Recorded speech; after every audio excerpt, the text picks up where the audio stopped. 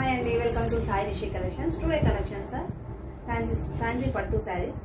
Fancy పట్టు అంటే అస్సాం పట్టు అంటారు వీటిని. అస్సాం పట్టులో కలర్స్ చూపిస్తాను చూడండి. ఇది పింక్ అండ్ గ్రీన్ కాంబినేషన్. అసలు కలర్ కాంబినేషన్ చూసారా ఎంత బాగుందో, అసలు చాలా బాగుంది ఈ కలర్ కాంబినేషన్. పింక్ అంటే ఇటు పింక్ అవ్వదు, ఇటు మెరూన్ షేడ్ మిక్స్డ్ కలర్లో వచ్చింది. ఇది